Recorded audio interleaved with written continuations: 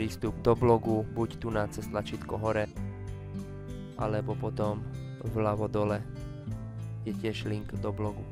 Tu si môžete vybrať vlastne rôzne témy. Keď chcete vytvoriť vlastný blog, kliknete na tlačítko vytvoriť blog, dáte tu nadpis vášho článku, niečo čo vás zaujíma, vyberete si do ktorej témy asi patrí, do ktorej skupiny.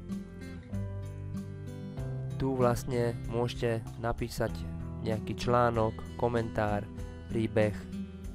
Ak chcete vložiť aj obrázok, nie je problém, len je potrebné si najprv do tejto fotogalérie vložiť obrázky. To znamená, vyberiem pár výrobkov.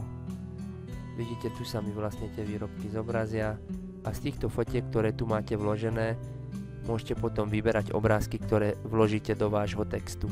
Ak chcete tieto obrázky použiť, je potrebné najprv uložiť váš článok, potom v záložke moje blogy dáte editovať, vidíte, že už tu máte obrázky nahrané a potom do vášho textu jednoducho buď pretiahnutím z vašej galérie vložíte obrázok, môžete ho zväčšovať, zmenšovať, funguje ako klasický editor, vlastne môžete tu robiť rôzne úpravy textu, zarovnania. V prípade, že máte hotovo, ešte odporúčam dať úvodnú titulnú fotografiu vášho blogu, ktorá sa zobrazí potom v zozname. Je tu zasa napísané 690x690 pixelov, ideálny rozmer toho obrázku. Keď máte obrázok vložený, klikneme na tlačítko uložiť, pozrieme sa na moje blogy a vidíme, že obrázok je už uložený.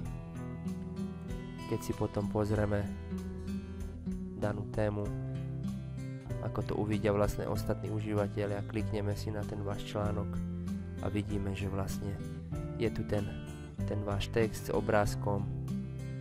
Dole pod článok je možné potom vkladať komentáre, poprípade reagovať na komentáre.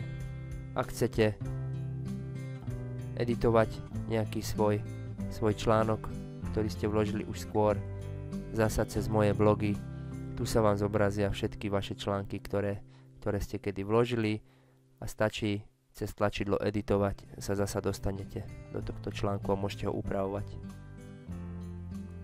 Čo sa týka nejakého filtrovania alebo triedenia, články si môžete zoraďovať podľa dátumu alebo podľa abecedy, alebo po prípade tu na vľavo sú kategórie.